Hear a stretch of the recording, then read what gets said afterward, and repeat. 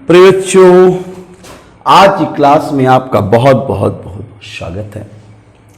कल हमने इंट्रोगेटिव के एक पार्ट को देखा था, जिसमें मैंने आपको बताया था कि जब वाक्य का प्रारंभ, जब रिपोर्टेड स्पीच का प्रारंभ हेल्पिंग वर्ब से होता है। किससे होता है? हेल्पिंग वर्ब से होता है। तो ऐसी स्थिति में कंजंक्शन के रूप में इफ या वेदर का प्रयोग करते हैं। तो कल मैंने आपको बताया कि जब रिपोर्टेड स्पीच का प्रारंभ सहायक क्रिया से होता है तो ऐसी स्थिति में कंजंक्शन के रूप में इफ या वेदर का प्रयोग होता है। आज हम अगले रूल के बारे में देख रहे हैं। इससे भी रिलेटेड मैंने बताया था कि यदि रिपोर्टेड स्पीच का प्रारंभ सहायक क्रिया से हो तो इफ या वेदर लगाते हैं कंजंक्शन के रूप में, और यदि रिपोर्टेड स्पीच में पुनः यस या नो आता है तो यस को एंसर्ड इन पॉजिटिव में तथा नो को एंसर्ड इन नेगेटिव में बदल देते हैं। तो मैंने आपको पहले वाले वीडियो में बताया था कि इंट्रोगेटिव सेंटेंस क्या है। इंट्रोगेटिव सेंटेंस वो वाक्य होता है जिसमें प्रश्न पूछने का कार्य किया जाता है। ये दो प्रकार का होता है, सहायक क्रिया से प्रारंभ होने वाले वाक्य और प्रश्नवाचक शब्द की अंग्रेजी से प्रारंभ होने वाले वाक्य।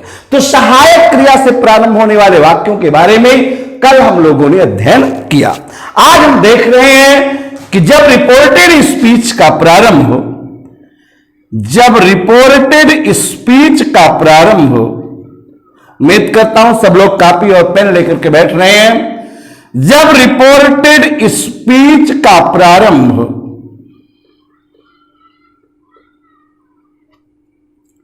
प्रश्नवाचक शब्द की अंग्रेजी से हो,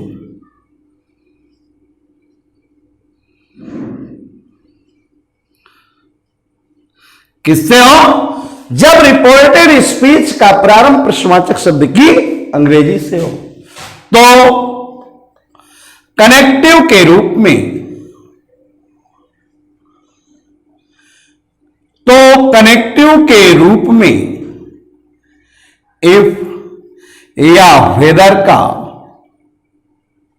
प्रयोग नहीं करते हैं।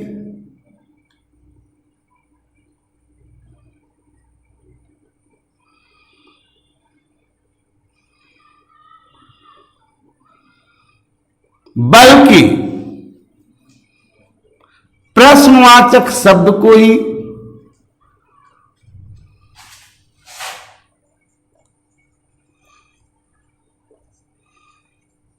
कंजंक्शन बना दिया जाता है।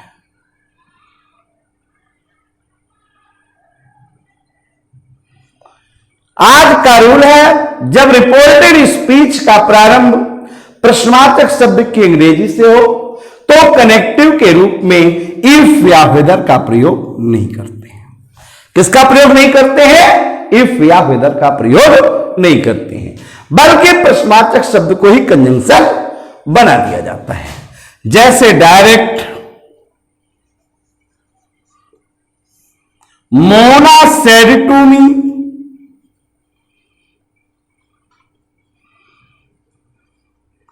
कामा इन्वर्टेड कामाज में है,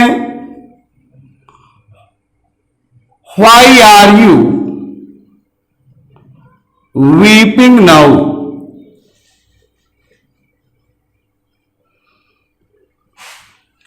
Mona said to me why are you weeping now. तो जब इसको इनडायरेक्ट में बदलेंगे तो मोना का मोना हो जाएगा। अब इस सेट टू किससे बदल देंगे? आफ्टर, और फिर मी को मी उसी प्रकार से उतार देंगे। अब इसको कामा और इन्वर्टेड कामाज को हम हटा देंगे, इस वाई को जैसे का तैसे हम उतार देंगे। मैंने बताया था कनेक्टिव के रूप में इफ या वेदर का प्रयोग नहीं करते, बल्कि प्रश्नवाचक शब्द को ही कंजंक्शन बना देते हैं। अब वाई हमने उतार दिया। अब यदि हम देखते हैं तो आर यू वीपिंग नाउ, ये उसी प्रकार का वाक्य है जैसे कि हमने कल हल किया था, पिछले वीडियो में जैसे हमने हल किया था, ये उसी प्रकार का वाक्य पुनः बन गया। हमने वाई को वाई जैसे यहां उतारा तो अब ये उसी प्रकार से हमारा बन गया।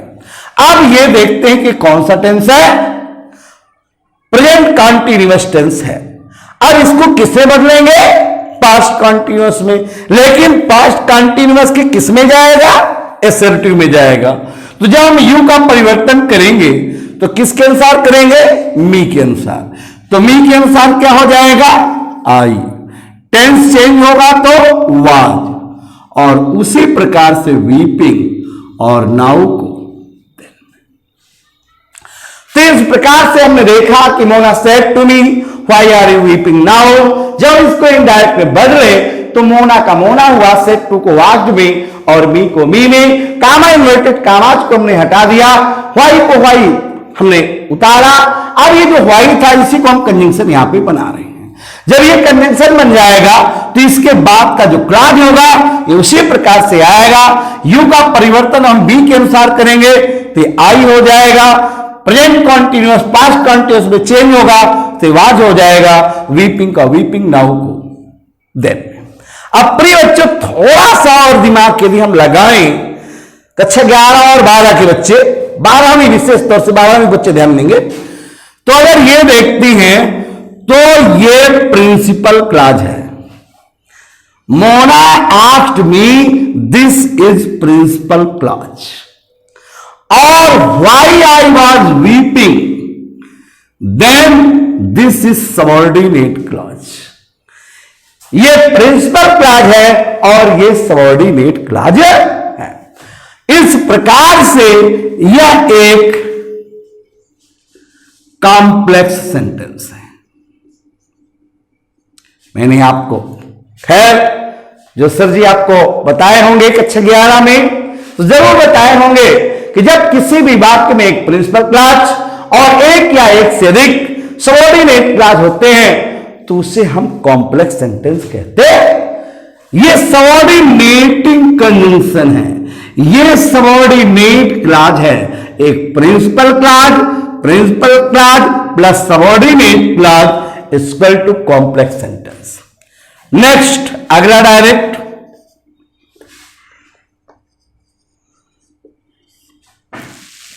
सोना said to me,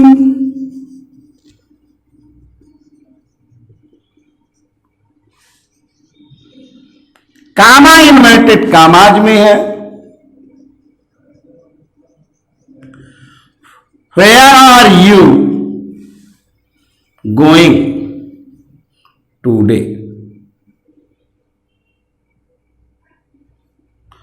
where are you going today. आप जब इसको देखते हैं, Sona said to me where are you going today, तो सोना का सोना हो जाएगा, शेड का आस्ट हो जाएगा और मी का मी हो जाएगा। अब जो वेयर है इसको इसी प्रकार से उतार देंगे। यू का परिवर्तन मी के अनुसार, आई हो जाएगा, वाज हो जाएगा, गोइंग हो जाएगा, टुडे को नेक्स्ट अगला example,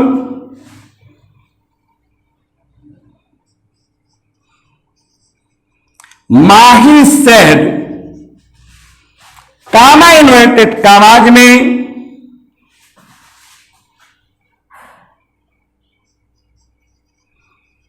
how can you help me today. अब जब इसको देखते हैं तो माही सेड लिखा है, how can you help me today लिखा हुआ है, तो माही को माही कर देंगे, सेड को asked me,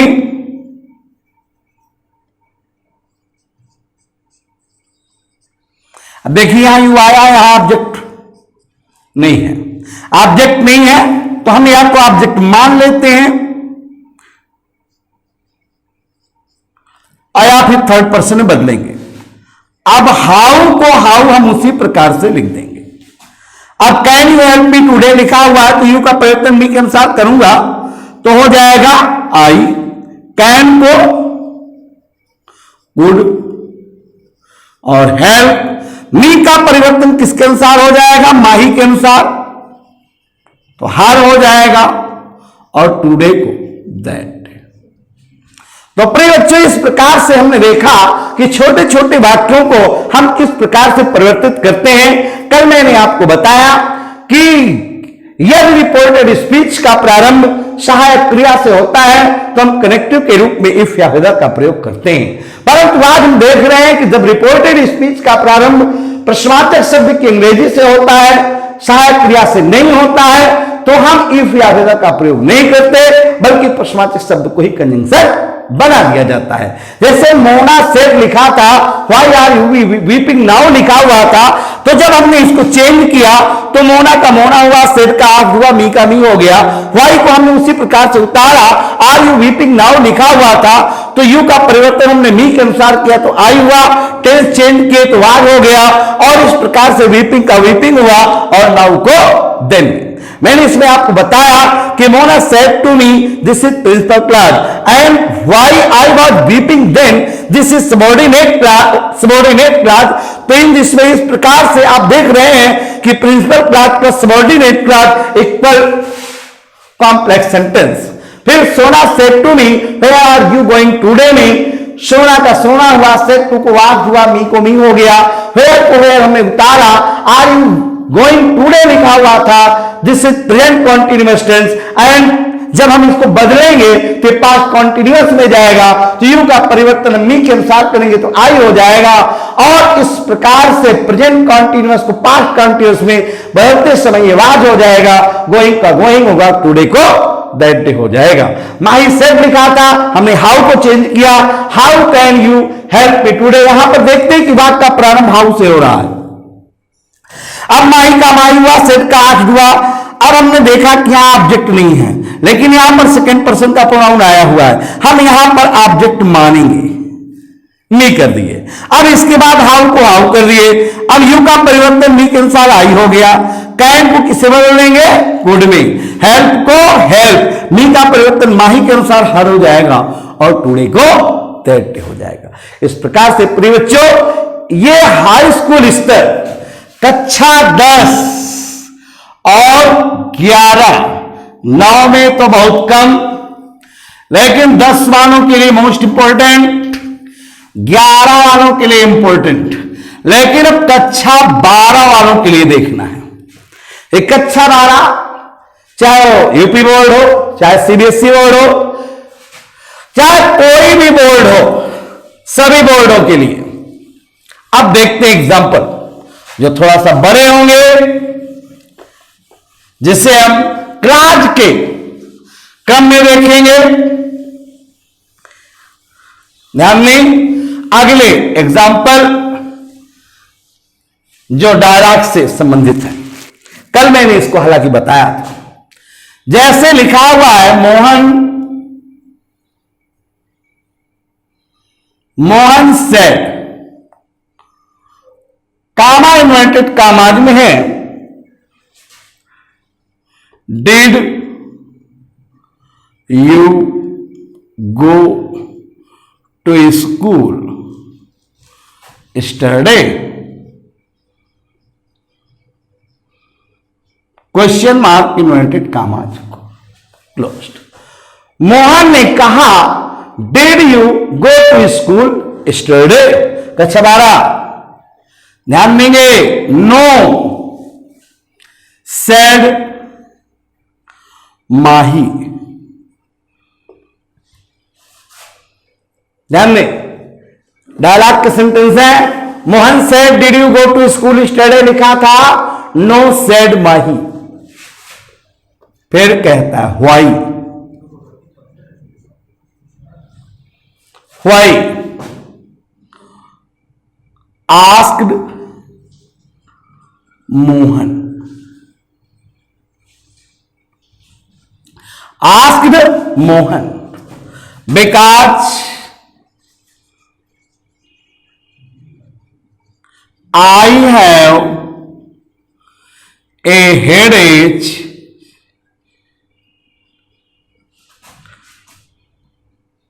yesterday, said Mahi. समझेंगे? मोस्ट इंपोर्टेंट कक्षा 12 के लिए 7 सेट होते हैं और एक सेट में निश्चित रूप से ऐसा एग्जाम्पल आता है।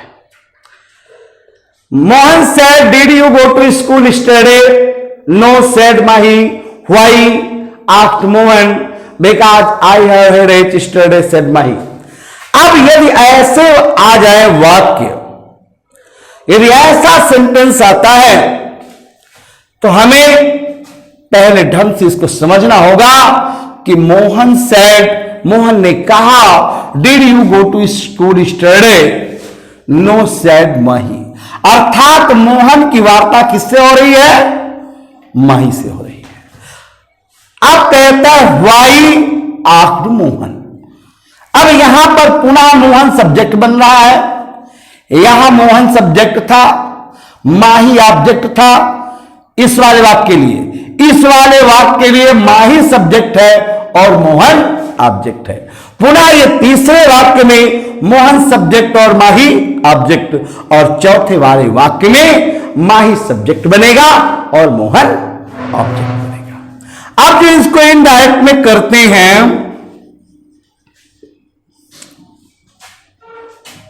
तो मोहन सेड लिखा हुआ है, did you go to school study लिखा हुआ है, तो मोहन का मोहन हो जाएगा, सेड का आस्क्ड हो जाएगा और माही का माही हो जाएगा। सब लोग समझ रहा हूं कि सब लोग बात समझ में आ रही होगी। तो मोहन आस्क्ड माही। अब क्योंकि इसका प्रारंभ सहायक क्रिया से, अतः कंजंक्शन क्या लगाएंगे? इफ लगा देंगे। अब यू का परिवर्तन किसके अनुसार होगा? माही के अनुसार होगा, तो सी हो जाएगा। अब देखते हैं कि ये कौन सा टेंस है? पास्ट डेफिनिट है। किस में जाएगा? पास्ट परफेक्ट में। तो इफ सी हैड गॉन, अब हैड सहायक क्रिया और गो का third form gone to school yesterday को द प्रीवियस डे।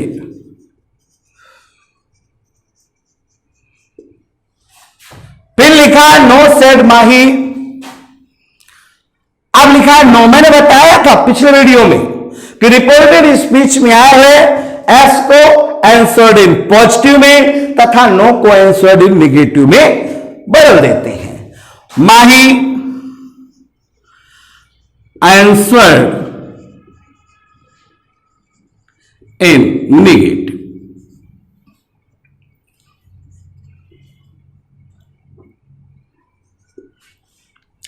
अब लिखा है आस्क्ड मोहन व्हाई। अब समझे, इसको हम और लिख सकते हैं। जो लिखा है माही सेड नो, तो हम ऐसे भी लिख सकते हैं माही सेड दैट, ऐसे लिख सकते हैं माही सेड दैट। अब इसका मतलब यह है कि हम पूरे इस वाक्य को समझें। माही ने कहा नहीं, मैं कल विद्यालय नहीं गई थी, तो इसका यही होगा Mahi said that she had not gone to school, और इसके बाद द प्रीवियस डे। ऐसा हम लिख सकते हैं।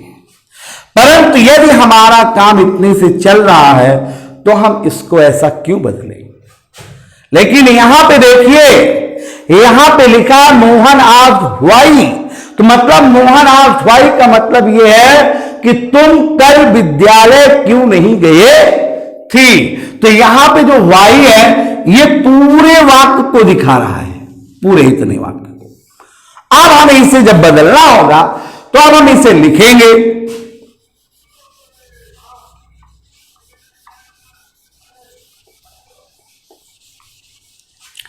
लिखेंगे मोहन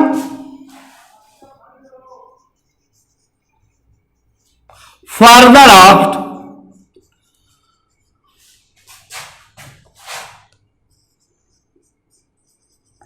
मोहन ने फिर से पूछा व्हाई, उसी प्रकार से इसको नेगेटिव बनाएंगे इस पूरे वाक्य को। She had not gone to school the previous day.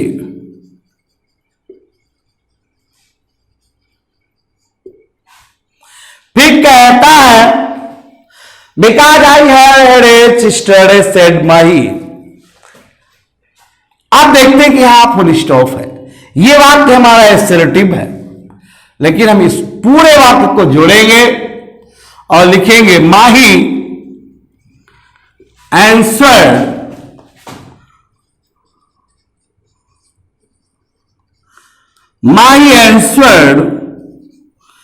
that she had not gone to school the previous day because बदलेंगे आई का परिवर्तन माही के अनुसार सी। अब देखते हैं, समझे, ये प्रेजेंट परफेक्ट टेंस है, किससे बदल जाएगा। अब थोड़ा सा समझे, यहां पर यदि और थोड़ा टप कर रहा हूं, अगर हैव का कायदे से यहां पर हैड होना ही चाहिए, सॉरी। अब यहां पर हैड हम यदि पहले से हैड बना देना चाहिए। अब देखते हैं, आई हैड एज स्टडी लिखा हुआ है, हैव नहीं कर सकते थे, तो because I had as study, तो अगर हम इसको देखते हैं तो ये कौन सा टेंस है, ये पास्ट इंडेफिनिट है। कौन सा टेंस है, पास्ट इंडेफिनिट है। पास्ट परफेक्ट क्यों है, पास्ट परफेक्ट क्यों नहीं है, क्योंकि यहां हैड के साथ कहीं भी थर्ड फॉर्म नहीं आया हुआ है। अतः ये क्या होगा, because I had a study, ये पास्ट इंडेफिनिट होगा, क्योंकि इसके साथ वाक्य में कहीं भी थर्ड फॉर्म नहीं आया हुआ है। अब यहां जोड़ेंगे तो बिकॉज हुआ, फिर आई का परिवर्तन माही के अनुसार तो सी हुआ। अब इसको पास्ट परफेक्ट में ले जाएंगे तो सी हैड है, एक ये सहायक क्रिया, ये मुख्य क्रिया। ए हेडेज स्टडी को द प्रीवियस डे, फिर से समझेंगे, आपका नरेशन चेंज हो गया। ऐसे नरेशन आपके कक्षा 12 में निश्चित रूप से 7 सेट में एक सेट में जरूर होता है। मोहन सेड लिखा हुआ है, did you go to school study लिखा हुआ है, नो सेड माही लिखा हुआ है, व्हाई आस्क्ड मोहन लिखा, because I had a study.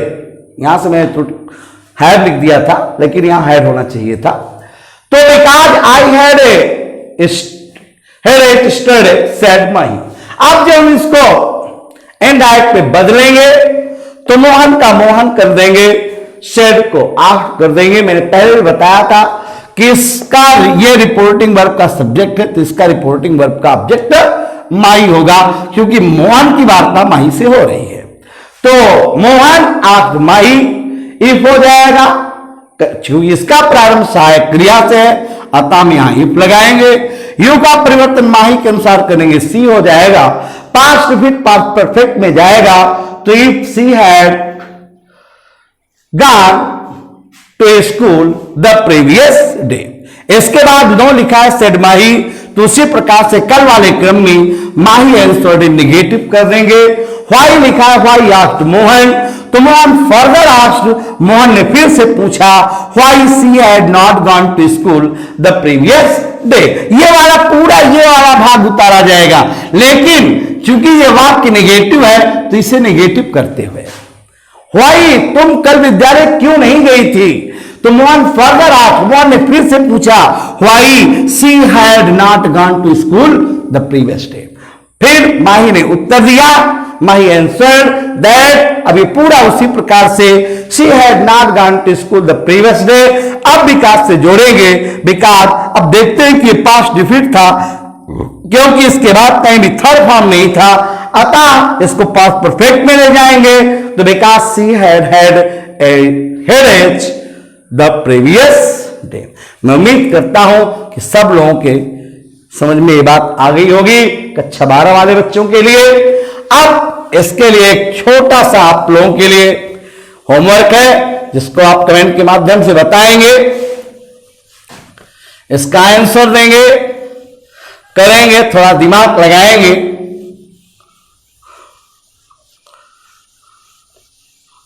और यदि नहीं समझ में आएगा तो आप लोग इसको पूछ लेंगे, मैं बताऊंगा, अवश्य बताऊंगा। लिखा हुआ है मोना, ऐसे लिखा हुआ है, लिखा है do you like mangoes, question mark. Ravi,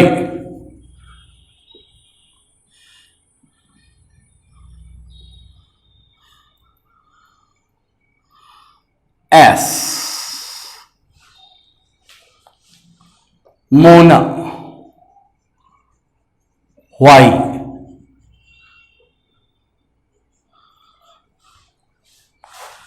Ravi,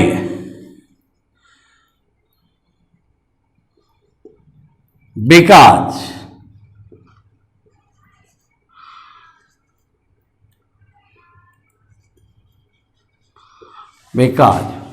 mangoes are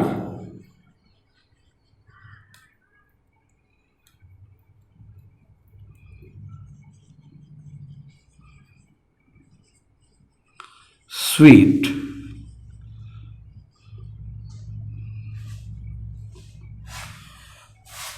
ये आपके लिए होमवर्क है, बिल्कुल इजी सा है। उसमें मैंने नो दिया था और इसमें मैंने एस दिया था। अब देखते हैं अगले रूल में, नोट कर लिए होंगे सब लोग। थर्ड रूल,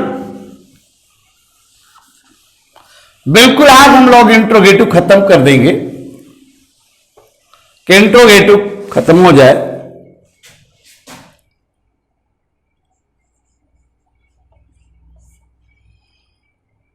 यदि, ये तीसरा रूल है, यदि रिपोर्टेड स्पीच का प्रारंभ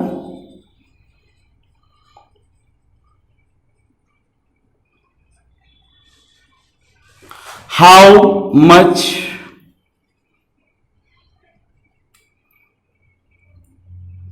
हाउ मेनी, हुज या which जैसे शब्दों से हो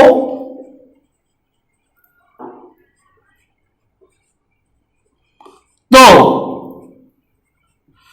इनके साथ आए हुए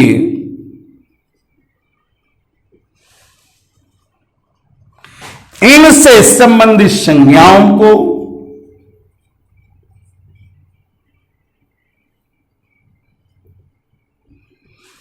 इनसे संबंधित संज्ञाओं को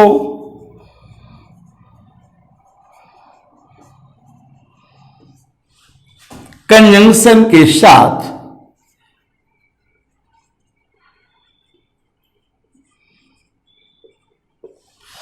प्रयुक्त करते हैं।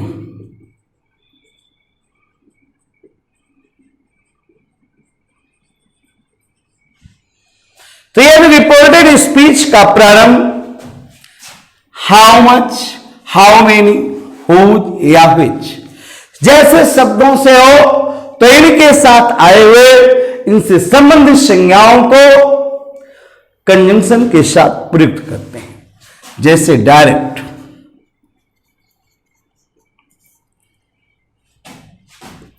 माई फादर सेड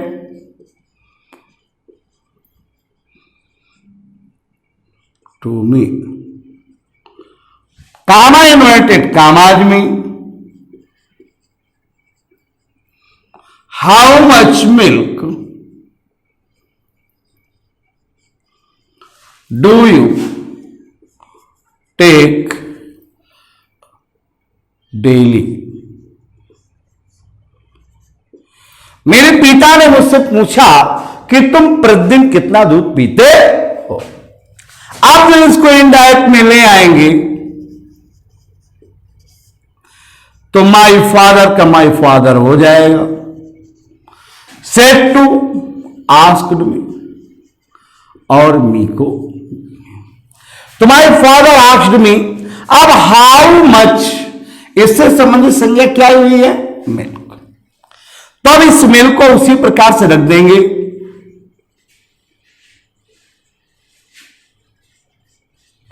ध्यान दें, पूरा इतना कंजंक्शन बना। अब जो यू टेक डेली लिखा, ये प्रेजेंट इंडिफिनिटिव पास्ट इंडिफिनिटिव बदलेगा तो यू का परिवर्तन मी के अनुसार हो जाएगा तो आई हो जाएगा। और टुक, नेक्स्ट अगला direct,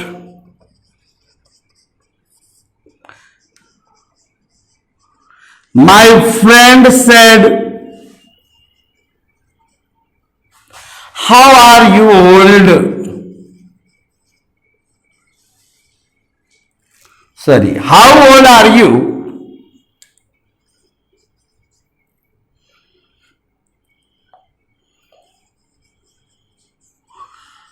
how old are you Neha.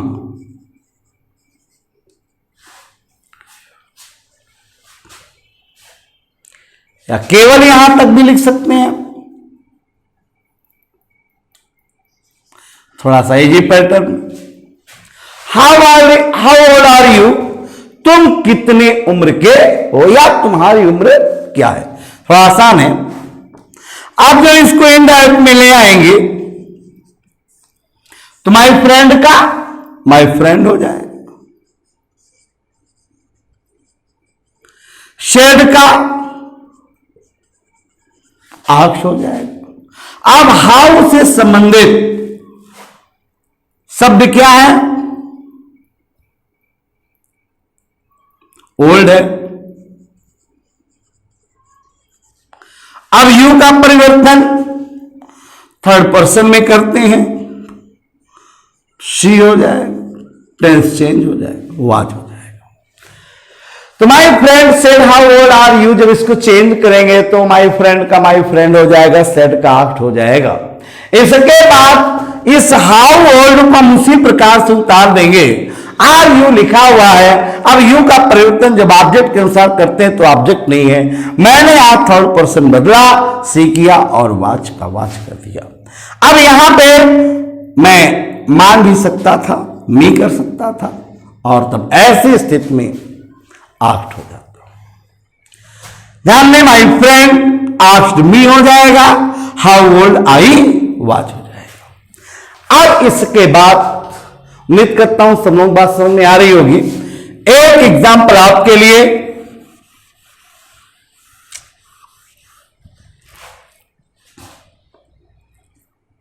Dinesh said, comma inverted commas में, which novel do you like most.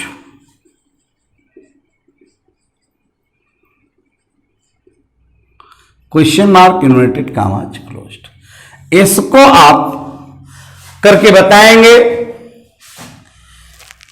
Next अगला और अंतिम रूल है ये जो बताने जा रहा हूं, इसको आप सब लोग ध्यान से समझेंगे। रूल 4, जब रिपोर्टेड स्पीच का प्रारंभ हो,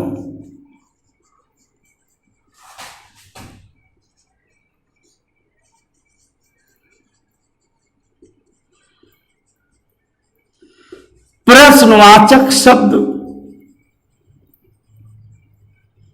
हु से हो अक्सर आ जाता है,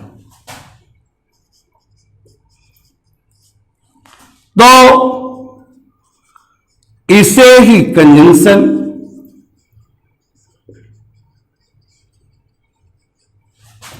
बना देते हैं। जैसे the teacher said who are you. थोड़ा समझेंगे इसको। The teacher said who are you.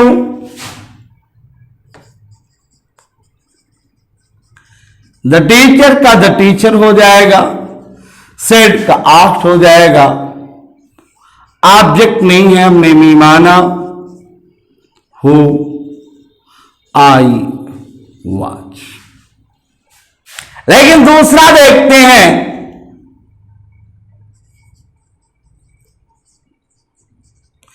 Ramesh said who broke this chair.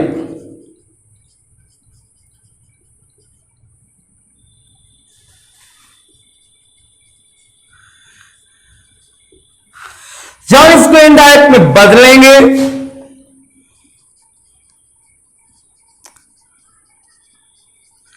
तो रमेश का रमेश हो जाएगा, आठ हो जाएगा। लेकिन इस हु को हु में बदलेंगे। अब देखिए यहां पे कोई सब्जेक्ट नहीं है, तो अब ये सब्जेक्ट का भी काम करेगा। अभी कौन सा टेंस है? पास्ट इंडेफिनिट है, पास्ट परफेक्ट में। तो who had broken that chair yesterday को द प्रीवियस डे।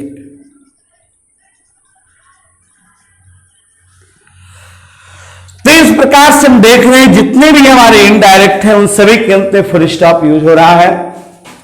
और हमने आज आपको बताया कि जब रिपोर्टेड स्पीच का प्रारंभ सहायक क्रिया से ना होकर के प्रश्नवाचक शब्द की अंग्रेजी से हो, तो ऐसी स्थिति में हम कनेक्टिव के रूप में इफ या वेदर का प्रयोग नहीं करते हैं, बल्कि प्रश्नवाचक शब्द को ही कंजंक्शन बना देते हैं। मैंने इसके एग्जाम्पल भी आपको बताए। फिर इसके बावजूद इसमें डायलॉग के मैंने आपको एग्जाम्पल दिए और बताया। तीसरे रूल में बताया कि जब रिपोर्टेड स्पीच का प्रारंभ how much, how many, whose या विच जैसे शब्दों से हो, तो इनके साथ आए हुए इनसे संबंधित संज्ञाओं को कंजंक्शन के साथ प्रयुक्त करते हैं। जैसे दिनेश से लिखा है, which novel do you like most लिखा है, ठीक ना। अब इसको आपको बताना है, मैं पहले भी आपको बता चुका हूं, इसमें कोई दिक्कत नहीं। दिनेश का दिनेश हो जाएगा, सेड को मार्क में करेंगे और विच नॉवेल को हुच नॉवेल उतार देंगे और इसके बावजूद ये प्रेजेंट रिपीट है, पास्ट रिपीट पे चेंज कर देंगे तो इस आपको आ जाएगा। बहुत कठिन नहीं है। इसके बावजूद अगले रूल में मैंने आपको बताया जब रिपोर्टेड स्पीच का प्रारंभ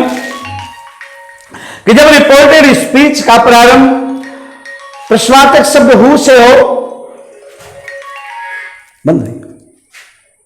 तो इस प्रकार से प्रिय बच्चों मैंने बताया कि जब रिपोर्टेड स्पीच का प्रारंभ प्रश्नवाचक शब्द हु से हो तो इसे कंजंक्शन बना देते हैं। जैसे द टीचर सेड लिखा है, आर यू लिखा है, तो मैंने आपको बताया द टीचर ऑफ मैंने मी में यहां पर माना और मी को माना तो यू का परिवर्तन मी के अनुसार हुआ तो आई हो गया, टेंस चेंज हुआ तो आज हो जाएगा।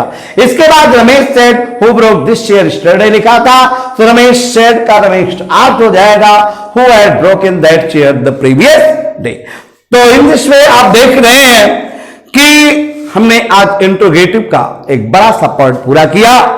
आप लोगों से उम्मीद करता हूं कि चाहे आप हाई स्कूल के बच्चे हों, चाहे इंटर के बच्चे हों, चाहे टेट की तैयारी करने वाले हों, चाहे सुपर टेट की तैयारी करने वाले हों, चाहे आप रेलवे के हों, चाहे आप एयरफोर्स के हों, किसी चीज की भी यदि आप तैयारी कर रहे हैं तो आप इससे संबंधित जितने भी पिछले वीडियोज हैं उनको देखें और उनको देख करके अपने एग्जाम में आए हुए जो पेपर हैं उनको देखे करेंगे तो निश्चित रूप से इसका लाभ आपको मिलेगा और ऐसा लगेगा कि जो वीडियो में आप देख रहे हैं वो बिल्कुल सेम वैसा ही फंस रहा है, सेम वैसे ही एग्जाम्पल से हल हो रहा है। तो इस प्रकार से आप समझ रहे हैं। आगे के वीडियो को हम लोग आज इंट्रोगेटिव पूरा किया हूं। कल नेक्स्ट बहुत महत्वपूर्ण वीडियो जो कल के लिए होगी वो इंपरेटिव होगी। इंपरेटिव सेंटेंस होगा मोस्ट इंपॉर्टेंट। इसके लिए हम लोग कल देखेंगे। मैं उम्मीद करता हूं कि वीडियो आपको पसंद आई होगी। निश्चित ही यदि आप चैनल को सब्सक्राइब नहीं किए हुए हैं तो चैनल को सब्सक्राइब करें और यदि समझ में बात आ रही है तो चैनल को लाइक तो भाई बनता है, आपको करना ही चाहिए। लाइक करें और अपने फ्रेंड्स तक जरूर इसको शेयर कर दें जिससे कि जो भाग है उससे वो भी लाभान्वित हो सके। धन्यवाद।